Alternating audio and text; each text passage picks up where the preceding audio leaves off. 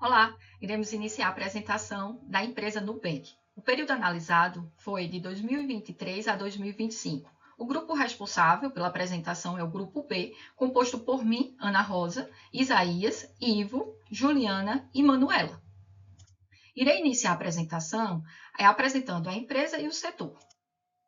A empresa que será analisada nesta apresentação é a Nu Financeira, que é a Sociedade de Crédito, Financiamento e Investimento, que é uma empresa brasileira e é a entidade que efetivamente origina os créditos e capta os depósitos aqui no Brasil.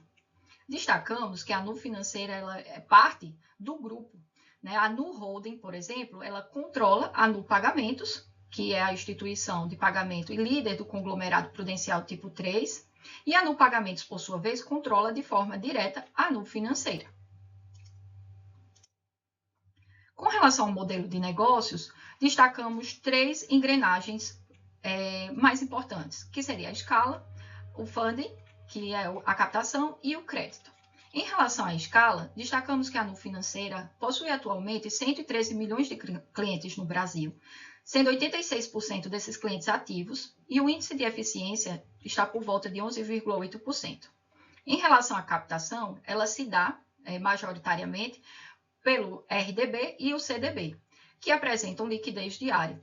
Esses recursos captados correspondem a 178 bilhões, a um custo que fechou o quarto trimestre de 2025 em 87% do CDI. Aqui o depósito de varejo é pulverizado e a captação se torna mais barata. O crédito, em relação ao crédito, destacamos o cartão de crédito, né, como operação, cartão de crédito e o empréstimo pessoal sem garantia para uma base majoritariamente de baixa e média renda. Em relação ao setor, podemos destacar 4 fatores que impactaram o ano de 2025. A Selic, em relação aos juros, a Selic ficou em 15% de junho de 2025 a março de 2026, o maior patamar em quase 20 anos. Todo o exercício de 2025, portanto, transcorreu no pico do ciclo monetário. Isso infla a receita, porque a carteira é pós-fixada, e o compulsório, mas também infla o custo de captação. Segundo as estatísticas monetárias e de crédito do Banco Central, o saldo de crédito livre a pessoas físicas alcançou 2,5 trilhões em dezembro de 2025, com alta de 13,2%. O cartão, as operações de cartão cresceram 17,1% e o crédito pessoal 18%. Já para a Nu Financeira, essas duas últimas linhas, né, que são o cartão e o crédito, é que impactaram mais o aumento da carteira, mas ela cresceu em 59%, ou seja, ela cresceu 3 vezes mais que o ritmo do mercado. Já em relação ao risco, no mesmo intervalo, a inadimplência do crédito livre às famílias encerrou em 2005 em 5,5%. E a inadimplência da carteira total do Nu Financeira chegou a 4,1%, alta de 1,1 ponto percentual em relação a 2024. Já em relação à concorrência, aqui a gente destaca o consignado CLT, que foi criado em março de 2025 e que abriu para mais de 80 instituições a possibilidade, né, de fazer o empréstimo, liberar o crédito com garantia, substituindo a dívida por cartão. Então, para a Nu Financeira, foi simultaneamente uma oportunidade, porque ela aderiu ao programa em abril de 2025 e ampliou a carteira dela de consignado, mas também pode corresponder a uma ameaça de rentabilidade da carteira de cartão, né, que corresponde hoje por 39,3 bilhões e concentra a maior taxa de provisionamento. Em relação à concorrência, aqui eu comparo o Nubank com quem disputa o mesmo cliente, o mesmo depósito e os mesmos produtos. Mercado Pago, C6, Inter, PagBank. Então, eu deixei de lado os bancões, né, por eles adotarem um modelo operacional, uma estrutura de custos e um perfil de risco distinto. Aqui, a vantagem competitiva do Nubank sobre seus pares diretos é de escala, né, de captação e monetização, mas não é de qualidade de carteira. Isso significa que o crescimento adicional de rentabilidade não virá com a conquista de mais clientes, e sim da mudança da composição de risco da base que ele já possui, né, que a Nu Financeira já possui. Então, esse é precisamente o terreno mais disputado. O C6 e o Inter, por exemplo, eles já operam com inadimplência substancialmente menor, porque eles conquistaram, né, uma carteira mais colateralizada. Então, com consignado, com crédito com garantia e, né, um público mais para pessoas jurídicas. Ao avançar sobre esse mesmo segmento, o Nubank ele encontra concorrentes já estabelecidos, né, com um custo de risco menor e, portanto, a capacidade de ofertar taxas menores. Somado a isso, tem a questão do movimento do consignado CLT, né, que aí ele vai concorrer com mais de 80 instituições, aí podendo ofertar o mesmo produto, né, o mesmo segmento. E a consequência analítica é que a composição de risco da carteira da financeira não deve, aqui a gente não deve ler, né, essa composição como resultado só de política de crédito. Ela é, em certa medida, consequência do posicionamento competitivo, né? O Nubank ele defende a margem no segmento em que ainda ele tem vantagem, que é o cliente de maior risco, né? Que aí está pulverizado. E aqui a gente destaca, dentro do levantamento, os 25,8% da carteira em estágio 3, que seria a expressão contábil dessa posição, né? A regulação, né, aqui nesse caso, a gente destaca a resolução 4966, né, que entrou em vigor em 1º de janeiro de 2025 e trocou o regime inteiro de provisão, né, saiu a provisão mínima por rating da 2.682 e entrou a perda esperada em 3 estágios, na lógica da IFRS 9. E o artigo 79 fez algo decisivo, que foi dispensar os comparativos. Então, as demonstrações contábeis de 2025 tem uma coluna só, elas não têm comparativo. E aí eu fecho a minha participação com as duas peças, né, narrativas, o relatório da administração e o relatório da auditoria.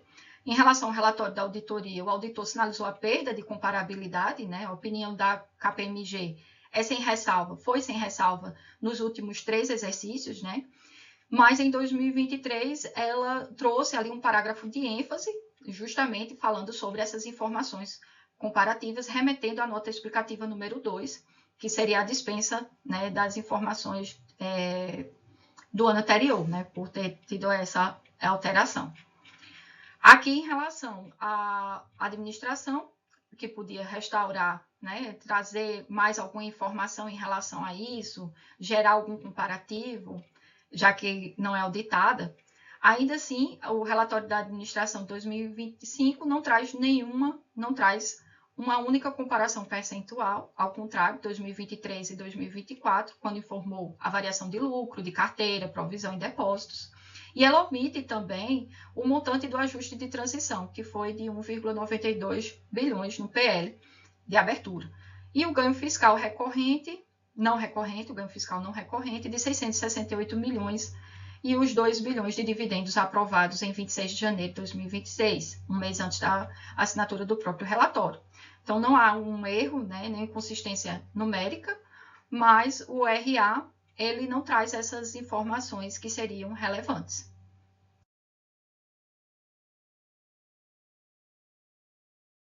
Bem, pessoal, agora vamos falar um pouquinho mais sobre a DRE do Nubank.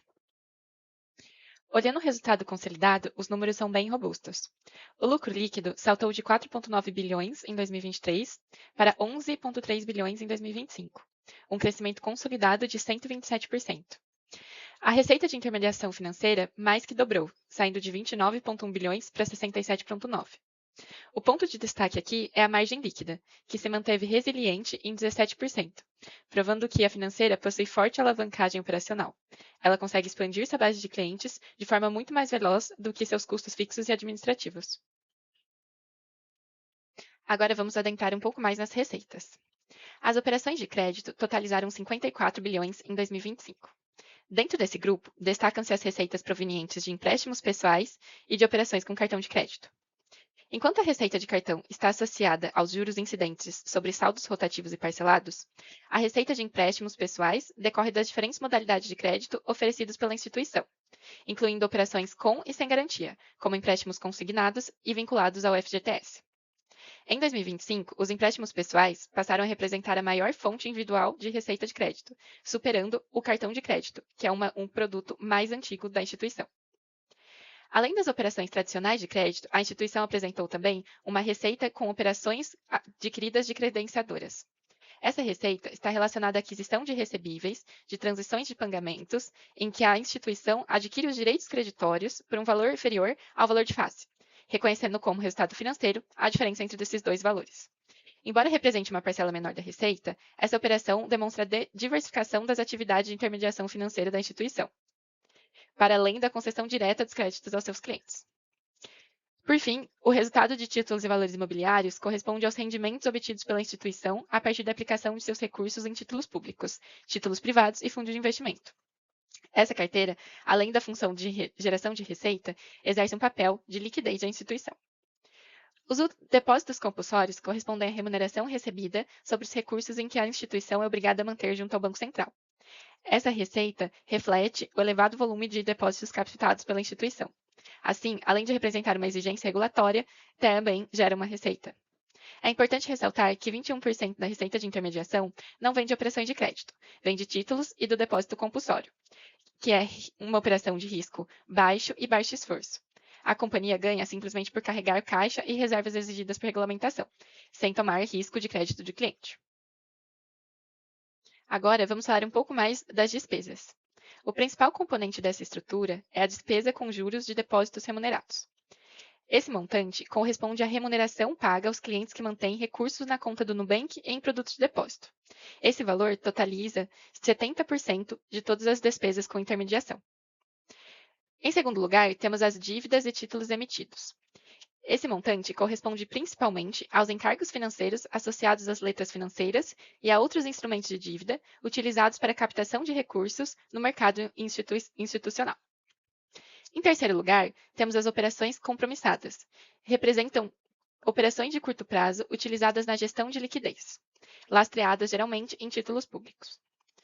Por fim, o resultado de instrumentos financeiros derivativos, que aparece como despesa em 2025. Esse valor reflete o resultado líquido de operações de derivativos utilizadas para a proteção das exposições de taxas de câmbio e de juros. Um ponto de atenção na análise é o surgimento da linha Instrumentos Financeiros Derivativos, com despesa de 900 milhões em 2025, enquanto essa linha não apresentava valores nos períodos anteriores. Essa alteração não significa necessariamente que o Nubank não utilizasse essa operação anteriormente. A mudança está relacionada à forma de apresentação contábil dos resultados dessas operações. Com a adoção das novas normas contábeis, aplicáveis a partir de 2025, os resultados líquidos negativos de instrumentos financeiros derivativos passam a ser apresentados como despesa de intermediação, enquanto anteriormente esses efeitos poderiam ser apresentados em outras linhas da demonstração de resultado, inclusive compensando com receitas de instrumentos financeiros. É importante destacar ainda a relevância dos juros sobre os depósitos remunerados para a estrutura de custos da instituição. Com aproximadamente 17 bilhões em 2025, esse componente representa cerca de 73% das despesas de intermediação, evidenciando a importância da captação por meio dos depósitos remunerados dos clientes do Nubank em seu modelo de funding. Essa característica é particularmente relevante para a análise de eficiência financeira da instituição, uma vez que os depósitos de varejo constituem uma fonte de recursos diretamente associada à sua ampla base de clientes, em determinadas condições de mercado. Podem promover uma estrutura de funding mais eficiente do que as alternativas de captação exclusivamente dependentes do mercado de capital. Bem, agora vamos falar de um ponto que chama atenção na DRE de 2025, que é o montante de provisão para perdas esperadas. É importante ressaltar que isso não é um reflexo em si da inadimplência, mas é o fruto da mudança da regulamentação que ocorreu nesse ano. Tal como nós vimos no caso Renner, que também teve o impacto dessa mudança. No caso, o Nubank passa a antecipar o reconhecimento das perdas potenciais desde o momento da concessão de crédito. Isso fez com que o índice da cobertura total da carteira crescesse para 36%, um patamar mais alto dos últimos anos, o que fez, portanto, que a provisão para perdas esperadas tivesse um incremento. É importante ressaltar também que a forte eficiência operacional permitiu recuperações de crédito superiores a 1 bilhão no último ano, ajudando a mitigar o impacto líquido da DRE dessa mudança da regulamentação. Agora, vamos olhar um pouco mais das despesas e receitas operacionais, que totalizam ali 8 bilhões em 2025. As despesas gerais e administrativas alcançam 40% de todas as despesas operacionais, e esse valor reflete investimentos estratégicos em tecnologia e processamento de dados. Também temos despesa de pessoal e carga tributária, que cresce de forma orgânica, acompanhando a expansão e o faturamento recorde da companhia. Em suma, a Nubank Financeira encerra um triênio com lucro histórico, combinando uma forte alavancagem operacional com o conservadorismo exigido pela regulamentação, consolidando para os novos ciclos de crescimento. Para iniciar a análise do balanço patrimonial, o principal destaque é o crescimento da Nubank, né? Você vê que o ativo total passou ali de 139 bi em 2023 para 253 bilhões de reais em 2025, né? Um aumento ali de 81% em 2 anos apenas. Mais importante que o tamanho também é a mudança da composição do ativo. A carteira de crédito ela avançou de 38 bi para 104 bi, que representa um crescimento ali de 175%. Então, a participação da carteira de crédito no ativo passou de 27% para 41% em 2025. A Nubank, em 2025, ela encerrou não apenas maior, mas também muito mais intensiva em crédito. Essa expansão, né, acaba favorecendo ali a geração de receita financeira, mas, ao mesmo tempo, amplia a exposição à inadimplência. Por isso, a gente precisa analisar com um olhar mais afinco, né, se a qualidade e a cobertura da carteira acompanham esse crescimento. A gente vê também que os créditos renegociados aumentaram de 8,6 bilhões em 2023 para 22,3 bi em 2025. Apesar da alta, né, nominal, a participação do crédito bruto permaneceu praticamente estável, passando de 22,8% para 21,4%. Por outro lado, em 2025, 41,5% da exposição estava concentrada no estágio 2 e 3. Né? No estágio 3, que reúne aqueles ativos com maior dificuldade, né, na recuperação, isso representava 25,8% da exposição e uma cobertura elevada de 92,9%. As provisões também cresceram de 10 bi para 38 bi, né, que é um aumento que acaba reforçando uma maior cobertura contábil da carteira, né, e acaba assim, tendo que ser interpretado com uma certa cautela. Ainda mais que em 2025, a resolução da CMN, a 4.966, acabou alterando o escopo e a metodologia do cálculo dessas perdas esperadas. E também contribui para não ser possível atribuir de forma integral a elevação das provisões a uma piora da qualidade da carteira. Para sustentar a expansão do crédito, a Nubank também ajustou ali sua estrutura de captação, né? Os depósitos seguiram como principal fonte de recurso, né, e cresceram de 103 bi para 178 bi. Ainda assim, a sua participação no total do passivo financeiro caiu de 96% para 78%, que acaba refletindo um aumento ali de fontes complementares, né, como empréstimo e financiamento, e algumas operações compromissadas, dívida subordinada. Mas em 2025, essas três modalidades somavam cerca de 43 bi. Ali de forma paralela, o caixa equivalente da empresa acabou avançando de 15,6 para 45,9 bilhões, né? E, sai de uma relação entre caixa e depósito de 15% para 25%. E outro ponto importante também, né, que praticamente todos os depósitos permanecem classificados no curto prazo, né, dentro do circulante.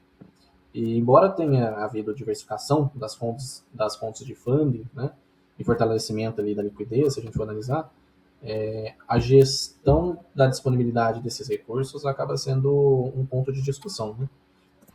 Cortando aqui para um ponto importante, né, porque a Nubank ela acabou crescendo muito mais rápido em ativo do que em PL, né, enquanto o ativo subiu 81%, o PL subiu só 31%, e como resultado o patrimônio ele virou uma fatia menor do negócio, né, ele caiu de 7,2% para 5,2%, e a alavancagem aumentou de 14 vezes para 19,3 vezes. Né? Em 2025, né, isso foi ainda mais afetado porque, por conta principalmente da nova regra contábil, né, a CMN 4.966, né, que reduziu o patrimônio em 1,9 bi, e quase todo o lucro ali de 11,3 bi foi distribuído, né, cerca de 9,1. Então, a Nubank ela cresceu forte, mas ficou mais alavancada, está operando com menos colchão de capital em relação ao tamanho do negócio, e isso acaba significando que daqui para frente precisa controlar melhor a questão de perda de crédito, né? Tentar manter a liquidez mais forte e tentar continuar gerando ali o lucro para se financiar. Né? Cresceu muito, mas ficou mais sensível, e agora a qualidade do crédito e a geração de capital acaba virando um ponto de atenção aqui para a Nubank. Vou apresentar agora a demonstração dos fluxos de caixa da Nubank Financeira para o período de 23 a 25. Então, aqui a gente tem uma visão geral da DFC, que mostra os 3 fluxos de caixa. O operacional com um crescimento expressivo, né, porque é a atividade principal aí da empresa, de intermediação, de concessão de crédito para clientes. Então, teve uma intensificação dessa atividade. Já o fluxo de caixa de investimentos, ele não é expressivo, porque é uma financeira digital, então ela não tem investimentos fortes em infraestrutura, e sim mais na parte de tecnologia. E o fluxo de caixa de financiamento, que foi considerável por conta dela ter que diversificar suas fontes de financiamento desses clientes, né? A gente observa aqui um aumento do caixa, ele foi de 22, quase 23 bilhões para 40, também quase 46 bilhões, né? De 24 para 25, sendo que esse aumento veio dessa concessão de crédito, do aumento da concessão, né, da ampliação da carteira de crédito para clientes, e também das suas atividades de financiamento, de recebimento de juros por essa intermediação. Então, a gente vê que o fluxo de caixa operacional ele cresce aproximadamente 9,5 vezes, de 23 para 25, muito por parte desse financiamento a clientes. O que a gente verifica, então, como fatores que impulsionaram esse fluxo de caixa, esse crescimento do fluxo de caixa? Principalmente o financiamento a clientes, né? Quando a gente vê aqui ao lado que aproximadamente 86 bilhões foram consumidos pela carteira de crédito em 25, isso mostra que grande parte do que a empresa gerou de fluxo de caixa operacional foi justamente para financiar os seus clientes, né? Para conceder crédito para cliente. Então, as operações de crédito foram o principal motivo. Outro fator também que impactou nesse fluxo de caixa operacional foram os depósitos recebidos e também os juros recebidos pelas operações aí de intermediação financeira, né? A gente vê, portanto, que esse fluxo de caixa operacional positivo ele resulta da captação de depósito, dos juros que foram recebidos e também dessa rotação da carteira de crédito, né? Que isso faz com que o fluxo de caixa operacional ele varie. Se a gente for verificar aqui, fazer uma relação da DFC com a DRE, a gente tem pontos aqui importantes para destacar, que a gente verifica que houve lucro nos 3 períodos e uma crescente desse lucro, com relação da despesa de provisão, que é algo que a gente tem reconhecido no resultado, que diminui o lucro, porém, quando a gente vai fazer ajuste na DFC de itens que não são caixa, a gente vê que há um aumento expressivo, né, do fluxo de caixa operacional, e por isso, quando a gente calcula o indicador, né, de fluxo de caixa operacional pelo lucro líquido, há um aumento expressivo, né, quer dizer, 141% aproximadamente desse indicador. Não é que a empresa teve uma alta conversão em caixa, mas sim que são fatores inerentes próprios da operação. Por isso que a gente tem que tomar cuidado quando vai analisar uma empresa do setor financeiro, que é diferente de uma empresa comum, né? A gente precisa ter esse cuidado para analisar. Quando a gente vai para uma relação entre balanço e DFC, né, para entender melhor a composição, né, principalmente desse fluxo de caixa operacional, que é o principal ponto aí dentro da DFC, a gente vê que há um aumento do crédito bruto, né, os depósitos também aumentaram. Se a gente faz uma relação aí de crédito concedido para depósito recebido, a gente vê que isso aumenta, só que a Nu ela acabou fazendo uma diversificação das suas fontes de financiamento, né? Ao invés de financiar apenas com o depósito ou com os juros recebidos, ela teve um funding complementar em 25. Se a gente for olhar aqui em 25 especificamente, a gente tem que 26 bilhões aproximadamente vieram de empréstimos e financiamentos, 6,8 bilhões em dívida subordinada e 10 bi em dívidas compromissadas, né? Então, aqui a gente vê que houve uma modificação na estrutura de capital para poder aumentar essa concessão de crédito para os clientes, né? Uma coisa que a gente colocou aqui, que o fluxo é diferente do estoque, né? Se a gente vê uma saída desses 86 bilhões em crédito na DFC, isso não é igual ao aumento de estoque de 38,7 bilhões no saldo do balanço, né? Quando a gente vê na DFC, a gente vê todo o fluxo, o que realmente entrou e saiu. E o estoque é uma posição estática, é como se fosse uma fotografia do início e do final do período. Falando sobre a liquidez, a Nu financeira ela apresenta uma boa liquidez, ela vem gerando caixa, só que um fato interessante aqui e importante ressaltar é que boa parte desse financiamento vem de depósitos no Banco Central, que são depósitos compulsórios. Então, assim, não é um recurso disponível que ela possa utilizar a qualquer momento, né? Até por isso que ela acabou diversificando suas fontes de financiamento. Olhando um diagnóstico aqui, a gente vê que há uma forte crescente do fluxo de caixa operacional, mas a gente tem que tomar cuidado aí com as fontes de financiamento, com os recursos de caixa disponíveis, de fato, para ela financiar essas operações, e também pensando aí na questão do custo desse funding, desses empréstimos e financiamentos. Também tem um ponto relevante que é em relação à qualidade dos créditos, né?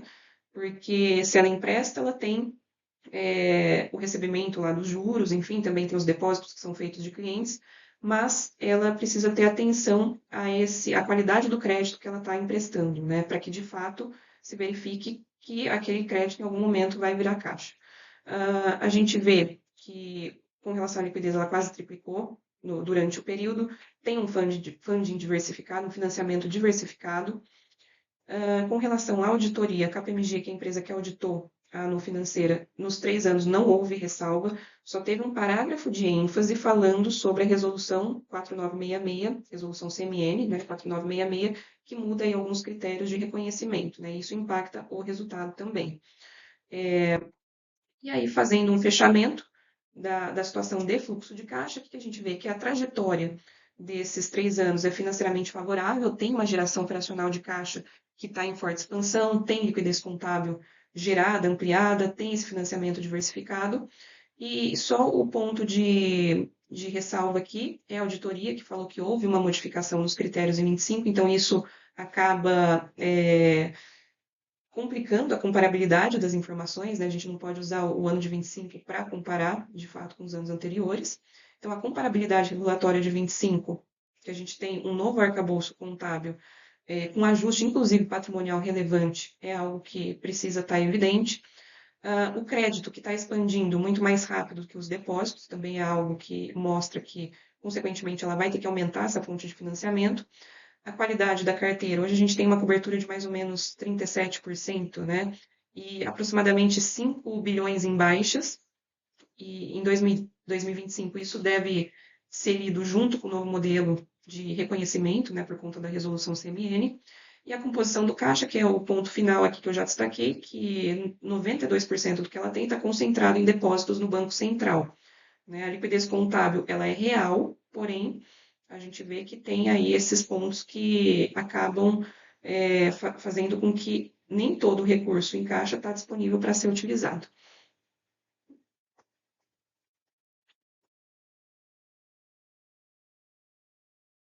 Seguindo então para as notas explicativas do Nubank, primeiro eu preciso fazer duas ressalvas aqui. A primeira é que entre 23 e 25 nós temos muitas notas para analisar, mais de 90, então como grupo nós decidimos priorizá-las, né? E também agrupar de acordo com temas que fossem tanto interessantes para trazer por aqui, porque envolvem julgamento, envolvem temas interessantes, mas também por materialidade, né? Então nós selecionamos aí 3 grupos, créditos, TVM, valor justo e funding. E outro tema importante que vai aparecer em todas as notas aí, que é relevante dizer, é a resolução 4966, né, que entrou em vigor em 2025 e que acabou bagunçando um pouco aí a comparabilidade entre 23, 24 e 25. Né? A gente vai explicar um pouquinho mais para frente. E das notas que nós selecionamos, nós também escolhemos algumas que nós vimos possibilidades de melhoria, né, de abertura, principalmente de conexão entre os números que as notas abrem, mas seu perfil de risco e a conexão com os produtos do banco e o negócio em si. Começando pelo primeiro grupo que nós separamos aí, claro que é importante para toda a instituição financeira, que é a questão dos créditos, né? E tanto a expectativa de perda como a estruturação de risco. Como eu mencionei, a partir de 2025 teve uma mudança importante aí de como é feito o disclosure e análise desses riscos e das provisões mandatórias. Antes era feito com um sistema regulatório, com rating através de letras, e a partir de 25 passou a ser feito em 3 estágios, né? O primeiro estágio com menor risco de crédito, e 2 e 3 progressivamente com maior risco, e que, portanto, também tem uma provisão maior, o banco faz uma provisão maior de acordo com cada um dos estágios. A carteira do banco cresceu muito em todos esses anos, passou de 23 de quase 38 bi ali para 104 em 2025 e, portanto, é natural também que a questão da provisão tenha crescido junto com a carteira, né? O que a gente vê em mais detalhes aqui, nós separamos das screens das próprias notas, a questão da exposição, por exemplo, que eu mencionei, o estágio 1, que é de menor risco, a gente vê que tem concentra a maior exposição do banco em 61 bi aí, né? Mas, ao mesmo tempo, o estágio 3, que tem mais risco, concentra a maior provisão com quase 25 bi. E a nota também traz o percentual de cobertura, né? A gente vê que lá do primeiro estágio está por volta de 9%, enquanto o último está com mais de 90%, né? Que faz sentido de acordo com o racional. As notas também trazem, por exemplo, como essas provisões foram contabilizadas, né? O comportamento aí. e também a proporção de renegociações, que são aquelas dívidas mais complicadas que o banco tem. E aí vem duas possíveis melhorias que nós identificamos. A primeira seria a abertura de um aging específico para os renegociados, já que eles têm maior risco, né? E também a questão dos limites não utilizados, que é um risco relevante para o banco, porque o limite não utilizado é aquele que o cliente tem um limite já autorizado, pré-autorizado para ele usar, e que ainda não é uma exposição, mas que ele pode tomar a qualquer momento. Então seria interessante trazer isso para a abertura das notas. E também a questão de quais empréstimos aí, então, tem um colateral, tem então uma questão de segurança por detrás, por exemplo, usando FGTS para diminuir a questão do risco dos empréstimos, né? Teria sido interessante trazer isso para essa análise adicional de risco nas notas explicativas. Seguido, o próximo bloco que nós separamos, a questão dos depósitos e do funding no banco, né, como ele se financia através dos RDBs, dos certificados de depósito bancário. Nós também vemos um crescimento expressivo, passou lá de 104 bi em 2023 para quase 180 em 2025. Nas notas explicativas, aí nós separamos de novo 2025 por conta dessas mudanças. Vamos separar, né, a disponibilidade, que são os depósitos, quais são as reservas que eles têm e a separação entre RDB e CDB. Mas uma questão que nós identificamos aí que seria interessante de trazer seria a questão da liquidez, do comportamento, poderia ser médio aí, estratificado, do comportamento dos clientes em relação à liquidez do RDB, porque ele tem liquidez diária, mas isso não significa que todo mundo saca todo dia, obviamente. Tem cliente que deixa lá parado por anos e tem gente que pode precisar sacar pouco a pouco, semanalmente, outros a cada mês. Então, teria sido interessante trazer isso como se fosse um mês, mas um comportamento médio aí da carteira, para se analisar e entender melhor a questão do risco, né? E também teria sido interessante trazer aqui um resultado segregado daqueles depósitos compulsórios que o banco precisa ter, né, por uma questão de liquidez, e dos que não são, para entender como está a questão do custo do financiamento do funding do próprio banco. O terceiro bloco que nós trouxemos foi em relação aos títulos, né, de valores imobiliários, que também tiveram categorias diferentes aí a partir da resolução 4966. Também tiveram um crescimento aí importante de 23, lá de 34 bi até 75, aí batendo em 2025. E aqui nós separamos as imagens das próprias notas, de como eles são segregados e mostrados aí nas notas explicativas. O principal ponto que a gente trouxe de interessante aqui, que seria relevante para o investidor ver como essa carteira estaria classificada a valor justo e fazer essa diferença versus o valor contábil, né? E por fim, a conclusão da nossa análise aí sobre o Nubank, se é um investimento que vale a pena ou não. A gente vê um crescimento extremamente relevante entre o período analisado de 23 a 25. A gente vê, né, o lucro aí crescendo 127%. E toda a análise, inclusive, do próprio balanço e da questão de risco. A gente vê uma carteira de crédito que se expandiu de forma interessante aí, mas é uma alavancagem importante para se manter como um watch-out daqui para frente, né? Então, o viés é favorável para investir no banco, mas com essa questão, né, de observar como ele vai fazer esse próprio funding, como a carteira, o risco da carteira vai evoluir aí ao longo dos próximos anos. Ok? Obrigado.